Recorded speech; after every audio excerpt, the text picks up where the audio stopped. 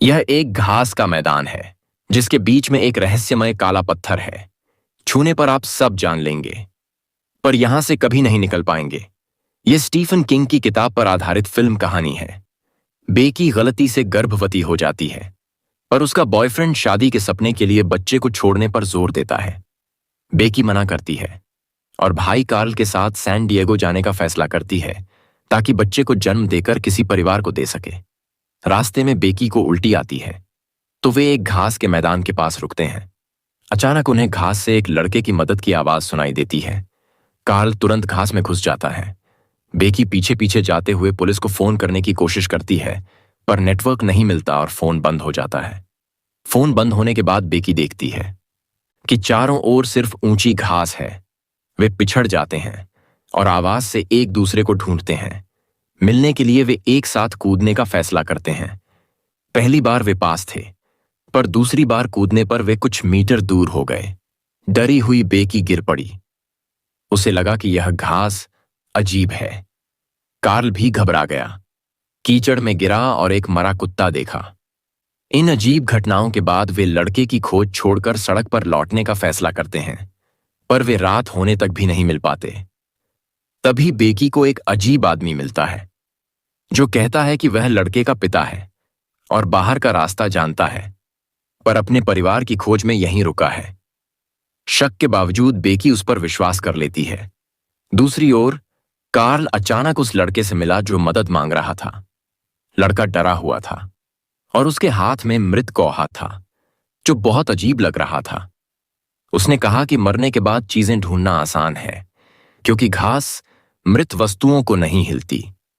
Karl ने पूछा क्या वह जानबूझकर उन्हें झाड़ियों में लाया। लड़के ने मना किया और बताया कि वे भी आदमी की आवाज सुनकर यहां आए और तुम्हारी बहन बेकी से मिले। तुम्हारी बहन जल्द ही मर जाएगी। कार्ल हैरान था। लड़के को कैसे पता कि बेकी उसकी बहन है और वह मरने वाली है। उसने कहा पत्थर सिखाता है और घास सब जानती है। कार्ल भ्रमित था, पर लड़के के पीछे गया। वहां एक बड़ा काला पत्थर था। अजीब दृश्य था। लड़के ने पत्थर छुआ, उसके रोंगटे खड़े हो गए। यह अच्छा लगता है। कार्ल ने भी छूने की कोशिश की। तभी दूर से बेकी की चीख सुनाई दी। आश्चर्य होकर कार्ल बोला, बेकी माफ करना, बहुत देर हो गई। 10 मिनट पहले रांस ने बताया कि उसने बेकी को छोड़ दिया। जब उसे पता चला कि बेकी को उसके प्रेमी ने छोड़ दिया, जब वे बात कर रहे थे, बेकी ने अचानक क्या देखा है। एक पैकेट दवा की शीशी, कैंची और खून से सना बाल का गुच्छा दिखाई दिया। जब उसने फिर सिर उठाया, रांस अचानक गायब हो गया था। कार्ल! बहन की चीख सुनकर कार्ल तेजी से झाड़ियों में भागा। मैं उसे कभी नहीं ढूंढ पाऊंगा। बेकी, बेकी, बेकी, बेकी। कुछ समय बाद बेकी का प्रेमी उसे खोजने लगा। उसने चर्च के पास एक धूल भरी लाल कार देखी और सड़क किनारे एक किताब ने उसका ध्यान खींचा। यह स्पष्ट रूप से बेटसी की थी। थोड़ी हिचकिचाहट के बाद उसने रहस्यमयी घास में प्रवेश करने का फैसला किया। ग्रे हर कुछ कदम पर एक पुआल की गांठ बांधकर निशान लगाता था, लेकिन डरावनी बात यह थी कि यह गांठें जैसे जीवित हो उठी और जल्द ही खुद ही खुल गई। रात फिर से छा गई। अचानक ग्रे घास में खो गया और उसी छोटे लड़के से टकरा गया जिसने उनका नाम पुकारा। क्या तुम्हें याद है? ग्रे हैरान रह गया। जाहिर है यह उसकी पहली यात्रा थी यहां। फिर लड़के ने कहा, तुम बेकी को ढूंढ रहे हो। मैं तुम्हें दिखा सकता हूं, पर तुम्हें मेरे साथ आना होगा। फिर वह ग्रे को बेकी के शव तक ले गया जो अब सूख चुका था। ग्रे पूरी रात शोक में डूबा रहा। चौथे दिन सुबह उसने बेकी की माला उतारी और लड़का गायब हो गया। तभी सड़क पर अचानक अजीब आवाजें आईं। ग्रे मदद के लिए चिल्लाया, पर हैरानी से देखा कि घास के बाहर एक साफ सुथरा परिवार खड़ा था। मदद की पुकार सुनकर वे घास में घुस आए। ग्रे को एहसास हुआ कुछ गड़बड़ है। उसने लड़के को रोकने की कोशिश की, पर देर हो चुकी थी। कहानी एक नए चक्र में फंस गई। देर रात तक पत्नी बच्चों को ढूंढता रहा। रोज गुस्से में आ गया। तुम बच्चों, तुम समझते क्यों नहीं? अपनी मां की तरह। तुम हमेशा मां की तरह रहे हो, हमेशा तुम्हें घूरते रहे। पर शिकायत पूरी होने से पहले ही रोज को घास में एक काला पत्थर दिखा। वह उसकी ओर चला गया और धीरे से उसे छूने लगा। अगले दिन एक नया दृश्य शुरू हुआ। बेकी और कार्ल फिर लड़के की मदद की पुकार सुनकर घास में आए।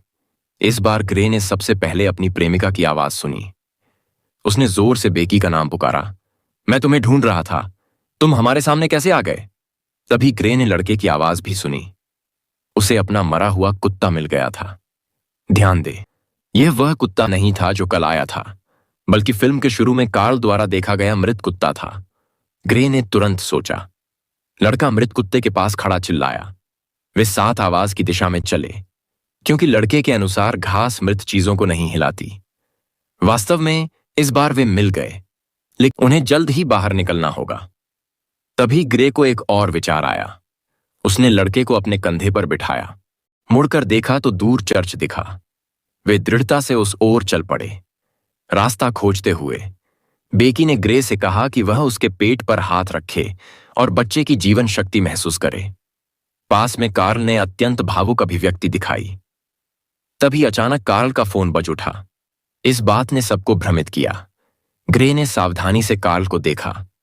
जल्दी यहां से निकलने का इशारा, लेकिन गर्मी और थकान के कारण बेकी जल्द ही बेहोश हो गई। सौभाग्य से लड़के के पिता रॉस अचानक प्रकट हुए। उन्होंने सीपीआर देकर बेकी को बचाया और कहा कि उन्हें रास्ता मिल गया है। तभी उन्हें एहसास हुआ कि चर्च खो गया था। वे रॉस के पीछे चले, जो उन्हें काले पत्थर तक ले गया। काले पत्थर में विश्वास करने वाले में बदल गए और देवताओं ने ब्रेन वॉश करना शुरू कर दिया। हम सब यहां हैं क्योंकि हमारे पास करने के लिए कुछ है। इस पत्थर ने दो ज्ञान में हमारे दो परिवारों को एक साथ करने के लिए प्रेरित किया। यह सिर्फ थोड़ा विश्वास 5 छोटे नाखून लेता है और फिर आपको बचाया जाएगा। दुनिया खिल जाएगी। आह, यह एक अद्भुत बात है। कार्ल काले पत्थर को घेरने ही वाला था कि अचानक एक गंदी औरत प्रकट हुई और पता चला कि वह उस लड़के की मां है।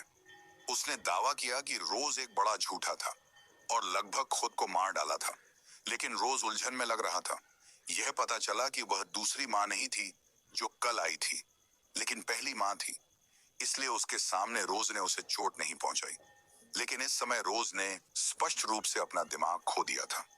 यह देखते हुए कि स्थिति अच्छी नहीं थी, उसने अपनी पत्नी को बेरहमी से मार डाला और चट्टानों के नीचे के लोग बिखर गए। और हताशा में लड़के का पिता अचानक प्रकट हुआ और उन्हें एक परित्यक्त घर में ले गया। लेकिन जैसे ही उसने रोज से छुटकारा पाया, ग्रे ने कार्ल के साथ बहस की।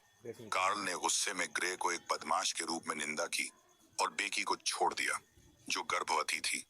और ग्रे को यह कहते हुए आगे नहीं बढ़ना था कि बेकी के लिए उनकी भावनाएं लंबे समय से भाई और बहन के प्यार को पार कर गई थी। दोनों ने तुरंत हाथापाई की, लेकिन इस समय क्रोध की लहर दौड़ गई थी और उसने गेट पर हिंसक रूप से धमाका करना शुरू कर दिया। हर कोई तुरंत छत पर चढ़ गया और यह जानकर आश्चर्यचकित हो गया कि चर्च उनके सामने था। और इससे भी अधिक आश्चर्य की बात थी कि कुत्ते को वास्तव में जमीन में एक छेद मिला और उसके माध्यम से गुजरने के बाद सीधे सड़क पर दिखाई दिया।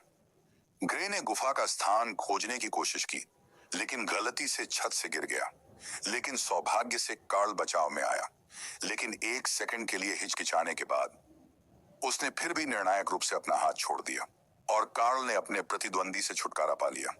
अप्रत्याशित रूप यह दृश्य उसके पीछे वाले लड़के द्वारा देखा गया था। इस समय रोज ने भी इमारत के शीर्ष पर पीछा किया।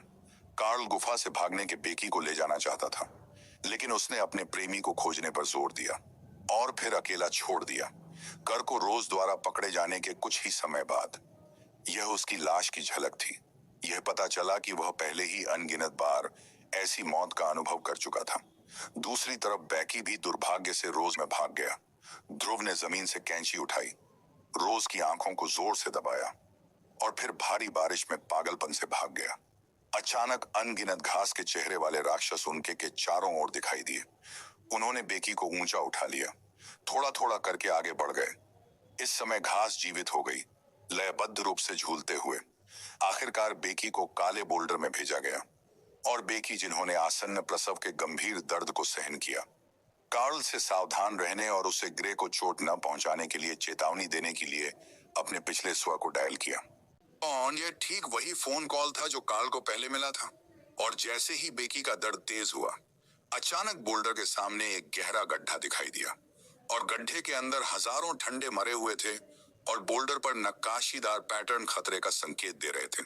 एक ट्रांस में बेकी कार्ल को खुद को खिलाते हुए देख रहा था और वह बस यंत्रवत चबा रहा था। जागने के बाद बेकी ने पाया कि उसका मुंह खून से भरा था। यह पता चला कि वह केवल अपने बच्चे को खा रहा था और यह कार्ल नहीं था, लेकिन रोज ने उसे भोजन दिया था। इसी समय ग्रे, जो अपनी मौत के मुंह में नहीं गया, उसने मरणासन्न बेकी को पाया और फिर छोटा लड़का भी दौड़ा। ग्रे ने भयभीत उस सांत्वना दी और उसने रोज को उकसाया ताकि उसमें बाहर आकर आमने सामने से लड़ने की क्षमता हो। निश्चित रूप से रोज अचानक उसके पीछे दिखाई दिया और उसे गिरा दिया और उसने मिट्टी से एक हड्डी खोदी और ग्रे के शरीर में सिर के बल गिर गई। जैसे ही उसने अपने बेटे को काले पत्थर को छूने के लिए मजबूर किया, बेकी ने चुपके से मौका लिया और उसे हार के साथ दूसरी आंख में दबा दिया। जिस बिंदु पर ग्रे ने भी अवसर को जब्त कर लिया और रोज को पुआल से जिंदा गला घोट दिया, लेकिन बेकी पहले ही बहुत अधिक खून खो चुकी थी और दुर्भाग्य से मर गई। ग्रे ने अनुमान लगाया कि शायद काले पत्थर को छूने से चक्र समाप्त हो जाएगा और वह जगह से भाग जाएगी। इसलिए उसने लड़के के विघटन को नजरअंदाज कर दिया और काले पत्थर पर अपना हाथ रख दिया और एक पल में घास में लावा भर गया और ग्रे एक व्यक्ति के रूप में बदल गया था और उसने लड़के को गहरी नजर से देखा और कहा, मेरे पीछे आओ, जैसे कि संकेत दिए गए। ग्रे इस बार असामान्य रूप से दृढ़ था और उसने लड़के को बेकी का हार सौंप दिया और उसे चेतावनी दी कि वह इसे ना दोहराए। फिर उसने इसे लंबी घास से बाहर भेज दिया और लड़के ने चर्च का दरवाजा खोला और परिचित सड़क पर लौट आया, जहां वह बेकी और कार्ल से मिला, जो घास में प्रवेश करने वाले थे। लड़के ने कहा, नहीं, उसे अंदर मत जाने दो। अगर वह अंदर जाता है तो आप भी अंदर जाएंगे। आपको बाहर जाना चाहिए। लड़का हार दिखाता है और अंततः बेकी को समझने में सफल होता है और कहता है, अब वापस आओ। उन्होंने लड़के को वापस ले जाने का फैसला किया। ग्रे ने कार के चले जाने की आवाज सुनी। घास में ग्रे ने एक मुस्कान दिखाई और अंततः घास के समुद्र ने उसे निगल लिया।